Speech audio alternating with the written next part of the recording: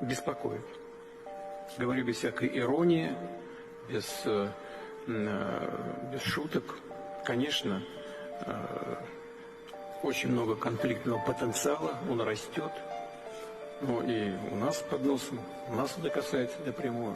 Конфликт, который мы переживаем на Украине, на этом направлении. То, что происходит на Ближнем Востоке. И, конечно, нас очень беспокоит то, что происходит вокруг ядерных объектов Ирана. Oui, Vladimir Poutine avertit à une future troisième guerre mondiale. Moi, je pense qu'on est en train de s'y diriger. Alors, ça restera mon opinion. Mon opinion, elle vaut rien. Elle ne tient qu'à moi. Moi, je vais vous donner un petit peu ce que j'en pense. Je pense qu'on s'y dirige.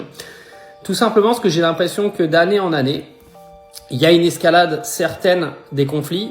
Alors, vous savez, une guerre mondiale, ça se crée pas en 3 semaines. C'est des années, en fait, de conflits interminables qui ne font que de grandir et qui deviennent de plus en plus violents. On le voit donc depuis 2022 avec ce conflit entre la Russie et l'Ukraine qui a passé un stade de violence qu'on a rarement vu auparavant.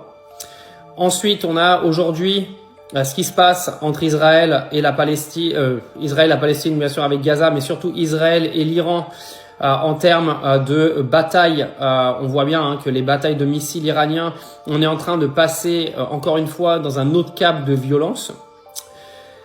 Il y a des conflits qui sont encore un petit peu pour l'instant en stand-by et qui pourraient encore une fois nous emmener encore plus loin. Je parle par exemple de la Corée du Nord et de la Corée du Sud, de la Chine et Taïwan. Il y a d'autres conflits aussi dont on ne parle pas beaucoup, mais je trouve qu'il y a une escalade qui est de plus en plus évidente, de plus en plus violente. Je trouve qu'on va de plus en plus loin en termes de missiles, etc., etc.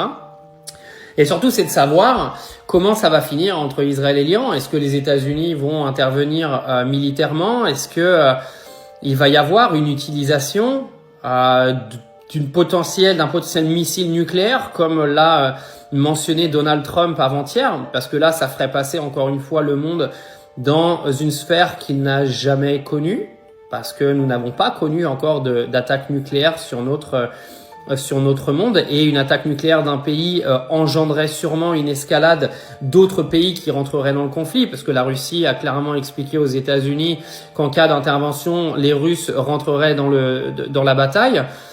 Alors, cette menace a fait en sorte que Donald Trump explique qu'il se donne 2 semaines pour donner une décision sur une intervention américaine ou pas, simplement parce que Donald Trump, pendant son mandat de présidentiel, a expliqué à sa population qu'il mettrait un terme à la guerre en Ukraine en 24 heures et que s'il devait aujourd'hui se battre avec ou contre la Russie dans ce conflit avec l'Iran, il serait absolument pas dans ses promesses de campagne.